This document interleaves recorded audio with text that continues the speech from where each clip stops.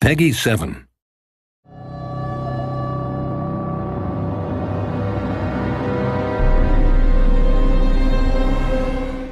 With me is Joe Fricano, producer on Ancient Space. Just for someone that's entirely new to this game, it's a RTS with some RPG elements in space with a lot of action. Or how would you describe it? Just an elevator pitch. That's a pretty good description. You don't construct buildings for the sake of constructing buildings. Everything is geared toward either expanding your ability to attack and explore, or to defend the areas of space that you fly around in. So we have three basic resources. One is tritium, which is kind of a go deep into sci-fi here and say it's the metal that you construct stuff out of. All right, yeah. Every sci-fi every story has their own, its exactly. metal, yeah. So unobtainium. That's the best one so far. Unobtainium, exactly. And then we have energy, and we have replicants. Now this is kind of funny because a lot of we've seen some people write online about how creepy this actually is, because it's the ships are crewed in large amount by replicants. We don't really explain them in the game, but replicants they're not really the Roy Batty replicants from Blade Runner. They're not that human, so it's not like we're treating these creatures like callously and coldly. I would say that they're biomechanical kind of machines, but they're not living beings. So you basically have these three resources, and they sort of, depending on what ships you want to build, or what buildings you want to build, they of course cost different amounts of each. You usually start a mission with a set amount of resources, and if you look at right now, Matt is zooming around these sort of circled off areas in space. They are resource points that you can capture and fortify. So on the one hand, you fly around in different areas of each mission. You can leave behind fortifications that sort of secure your income of energy. And what you do is you capture these areas, and you can choose to fortify them with different kinds of turrets, or buildings as we like to call them. It can be defensive turrets or offensive turrets. And that's sort of really the only base building you do, is capturing these areas, because again, this is a mission of exploration. We want you're not setting up a colony. Exactly. Or anything. We're not setting up a colony. We're investigating things. So we want to keep the main sort of story reason for capturing these zones would be to keep all your tactical, like, escape and defense routes open.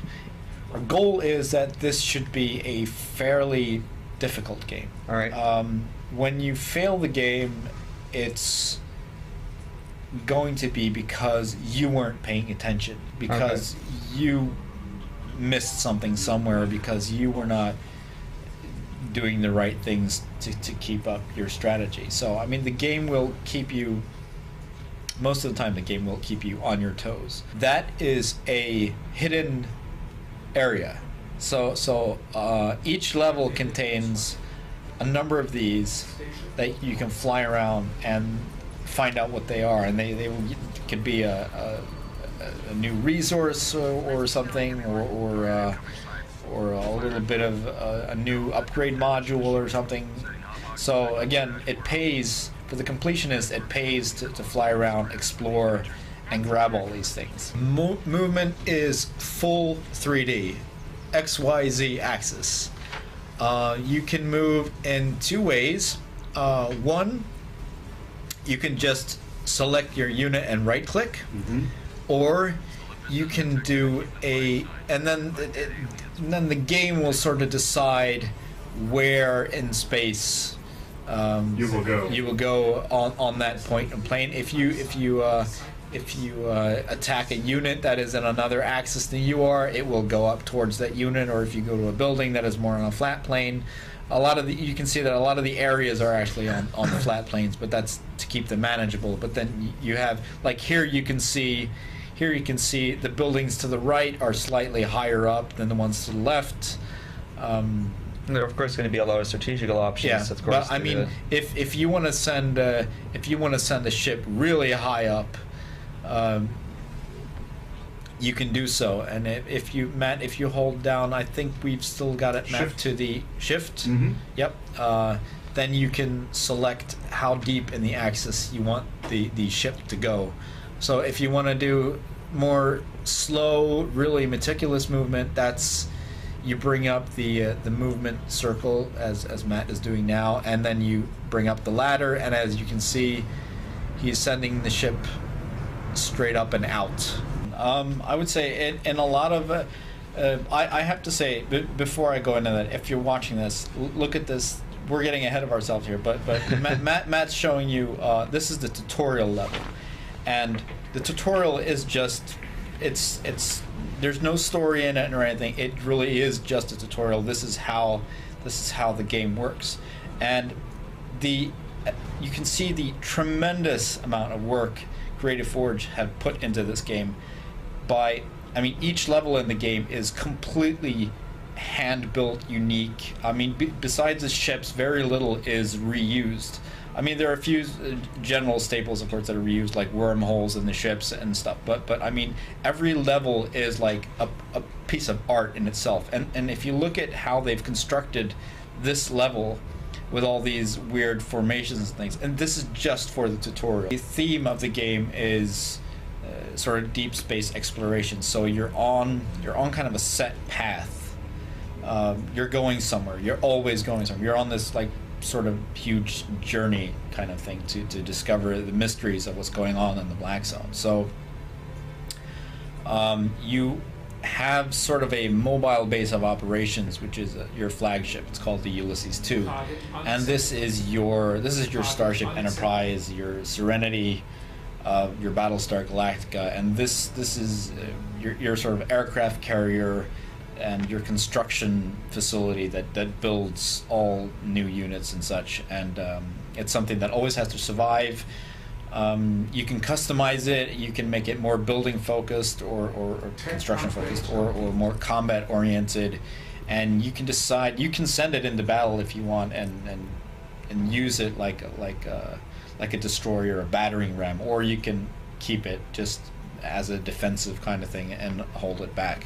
You have just about all the characters in the game can be used by the player in some fashion.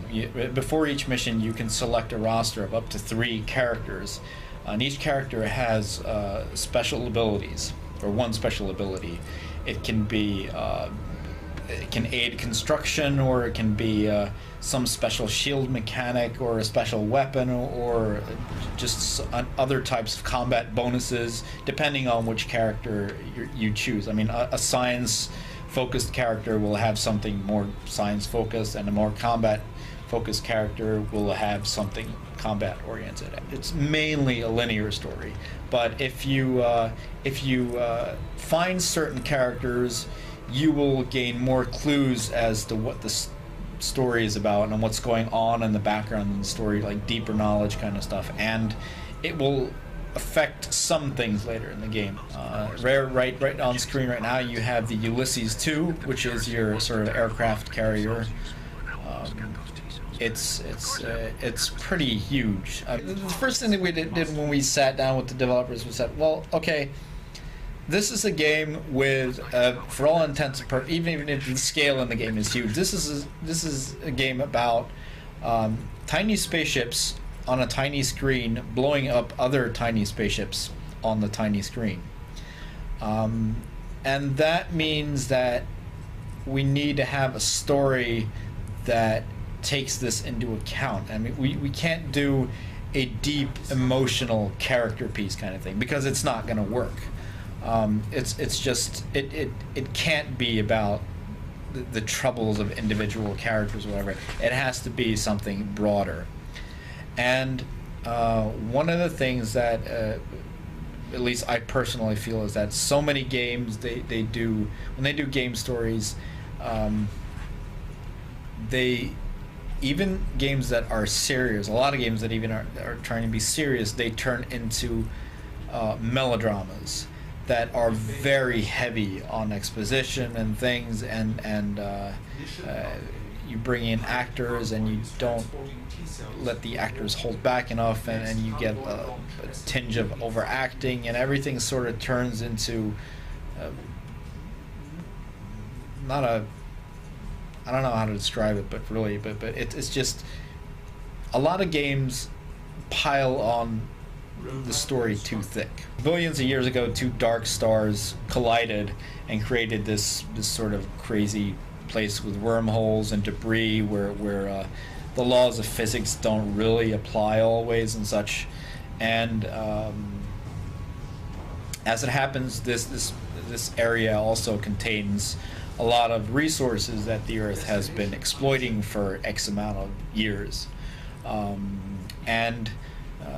What we learn that there is, inside this zone, there is an alien species that we on Earth have dubbed it the Scythe.